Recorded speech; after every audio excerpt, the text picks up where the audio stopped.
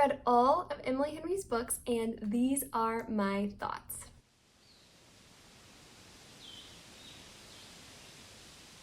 I had never read an Emily Henry book until this year, which is pretty hard to believe considering how popular her books are, but I was just a little bit apprehensive to read them because I knew they had some spice and I wasn't sure how much, but I've read them all and I'm here to share my ranking, my review, my thoughts, what pages to skip if you don't want spice, because they're not nearly as spicy as I thought they were, and they are incredible stories. Emily Henry is an amazing storyteller. She writes really complex, relatable, just beautiful characters. Her writing style is beautiful, and so these stories are totally worth reading, and I am so excited to share with you my thoughts, my rankings, all the things. So a quick note, I did want to say there is explicit language in these books, just so you know.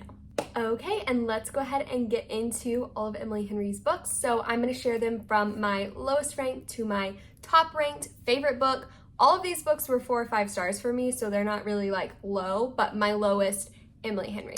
Okay, coming in at number 5 of Emily Henry's list of books is Book Lovers.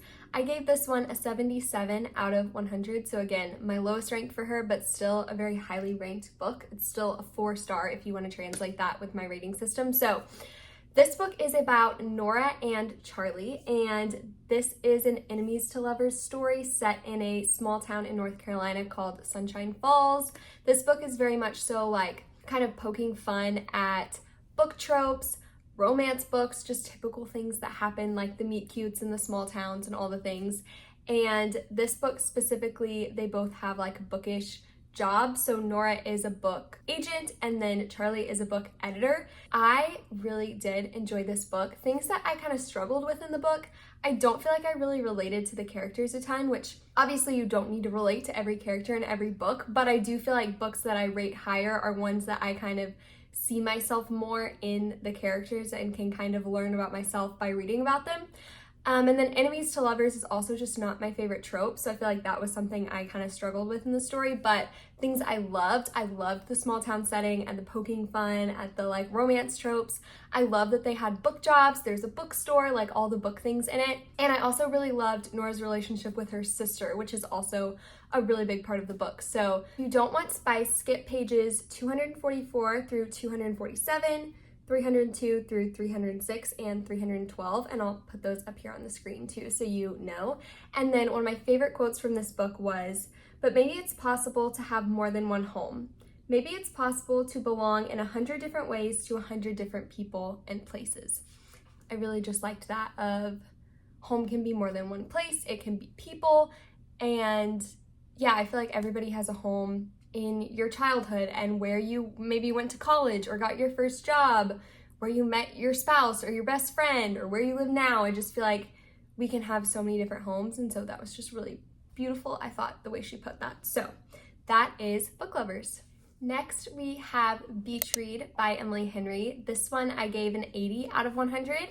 This one is about January and Gus, and it is set in a small town in Michigan called North Bear Shores, and they basically are both authors. They're both there to write, and she's a romance author, he's like a literary fiction author, and they decide to make a bet and switch genres because they're both experiencing writer's block. So you're kind of following this story of them writing and then their neighbors, all of these things. It is also technically like an enemies to lovers story as well. So a lot of similarities I feel like to Book Lovers in the enemies to lovers, book jobs, small town, but this small town is in Michigan kind of thing. This book is the spiciest one, I feel like, out of all of her books, so I'm not going to read all the pages, I'll put them on the screen of what to skip if you want your book to be closed door.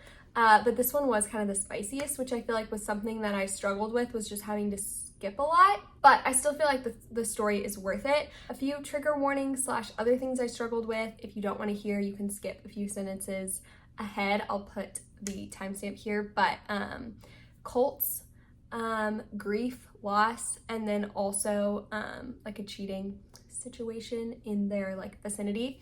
So anyways, those are some things that I struggled with. Things I loved in this book: I loved the small town setting, I loved that they were authors, and I loved the bet that they made. I feel like that was just a really fun aspect of the story that just made it kind of fun. It's like breaking the script of things you don't normally do, getting out of your routine to get out of a funk kind of thing. I really love that.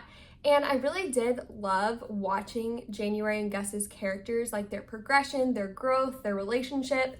Similar to Book Lovers, I don't feel like I really related to their characters a ton, but I felt like I learned a lot from them and I just enjoyed watching, like I said, their growth throughout the story. So I did want to share a quote from this one as well. It says, "Not believing in something doesn't stop you from wanting it if you're not careful." And yeah, I just like that one too. I feel like there's so many things that we might say we like don't believe in, whether that's true love or some kind of religion thing, but it doesn't stop you from like wanting something to be true, even if you don't think that it is. And so, yeah, I love that her books are like fun, romance and beachy and all those things, but they also are like deep, make you think, have that emotional depth that you want in a romance. And so, yeah, I really, really loved Beach Read as well. Next, we have People We Meet on Vacation. I gave this one an 86 out of 100.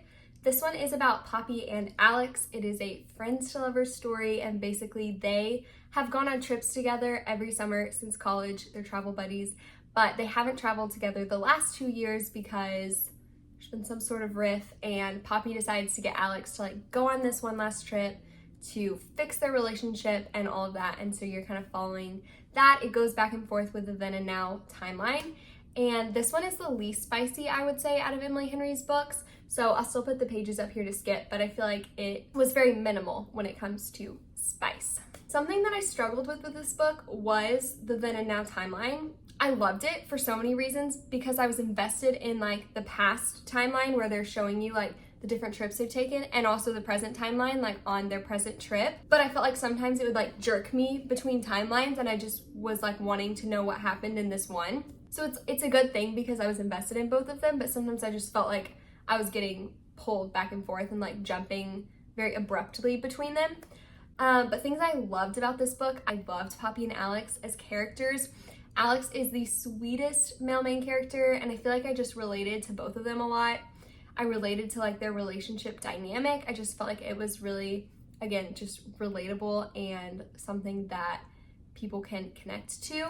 I love the traveling aspect of the book and seeing different places. And then I also really loved just the kind of theme of trying to fix something that's broken, like their relationship, and not knowing how to do it. I feel like that was just something that people could really ponder and again connect to, whether that's a romantic relationship or just like a family or a friend or something. And so yeah, I really, really love this book. The quote I liked from this book is, "But most of us are too scared to even ask what we want in case we can't have it." And kind of similar to the Book Lovers quote, I feel like, just where sometimes we don't go after a relationship or a job or something that we want because we're more afraid of like knowing that it's not a possibility than finding out that it is or isn't, if that makes sense. And so moving on to the next book. Coming in at number 2, we have Happy Place. This one I gave an 87 out of 100. I absolutely loved this book. It was so close to being a 5-star for me. This is a second chance romance about Harriet and Wen, but it's also more of a literary fiction. It's about a whole friend group. There's 6 of them. They take this trip like they do every summer, except Harriet and Wen have broken up and not told their friends about it, and so they think they're together. They're on this trip all together, and I'll go ahead and put the pages up here too to skip. This one wasn't too spicy, which I also appreciated. Things I loved about this book, I loved the setting, set in Maine, in this small town on the beach. Everybody's staying in the same house, like it feels so summer. The found family with this friend group is amazing. There's so many themes that are relatable, like wanting to avoid conflict, making a big life change, trying to hold a friend group together, not wanting to hold somebody back that you love. So many things like that. The then and now timeline is so good for seeing what happened with Harriet and Wen, and also being in this present day trip that they're on. I did have a quote I wanted to share. It says, "She shrugs. It could still happen. Life's long. That makes me snort with laughter. I don't think anyone says that. Maybe not," she says, "but if they were truly present, maybe they would." And I've thought about that quote so much since I finished this book, which was like over a month ago. Like, everyone's always like, life is short, do this, do that. And yes, life is short, and there's so many reasons why people say that. But at the same time, like if you are present, living in every moment, making the most of every day and every opportunity, like life does feel so much longer. That's Happy Place. And finally, coming in at number 1, the book that I rated a 93 out of 100 is Funny Story, Emily Henry's new release. This book is about Miles and Daphne, which, first of all, I just absolutely love their names, which I feel like makes me love the book even more. This is a friends to lovers, opposites attract, set in another small town in Michigan. So Beach Read is North Bear Shores. This is Waning Bay. And it's set in like the part of Michigan that I actually got to go on a trip to a couple summers ago with my family. And so I could picture all the places they went.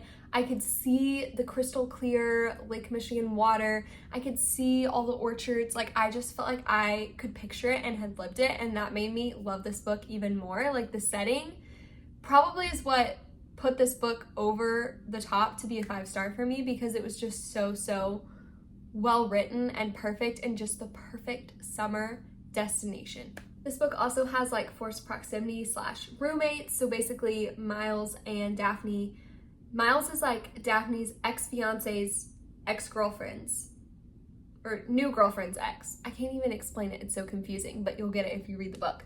And so they end up as roommates, and so that's also kind of part of the story. I'll put the pages up here to skip if you don't want to read spice. I don't feel like this one was too spicy, which also helped it be a 5-star book for me.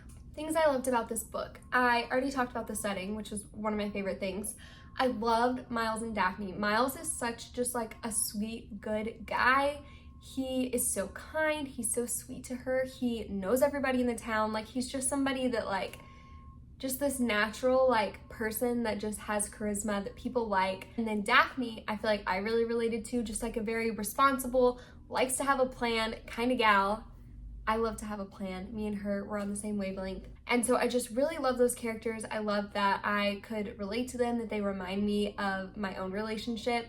I also love that she works in the library and you kind of get to see some of that aspect of her life. And then there's also a huge theme in the book of just like finding yourself after a breakup, having your own independence, not letting somebody else like take things from you, take pieces of you, take parts of you, figuring out who you are on your own, making friends as an adult. Like all of those things I feel like I could also relate to from like past experiences of just trying to be your own person, stand on your own 2 feet after being in a relationship and not knowing who you are without someone. So I just loved so many things about this book. And again, the setting, the beach, it's perfect. It will make you want to go to Northern Michigan, I promise.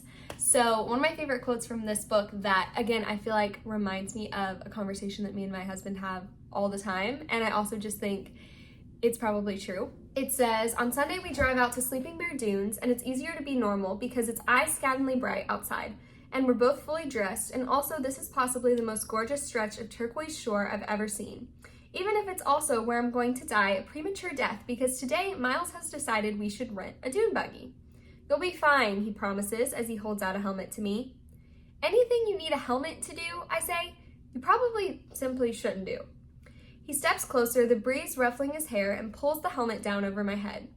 "Or maybe," he says, eyes crinkled against the sun, "everything worth doing comes with some risk." Kind of, again, along like a similar vein of all the quotes I've shared, just like wanting something, believing in something, even if it's scary, even if you don't know if it's going to work out, like it's worth the risk. And so that is Funny Story, which is my most favorite Emily Henry book so far. Okay, and that is my ranking and review of all of Emily Henry's books. I would love to know what your favorite is if you want to let me know in the comments down below, or what your whole ranking is if you want to share. And as always, thank you guys so much for watching, and I will see you in my next video. Take care, friends.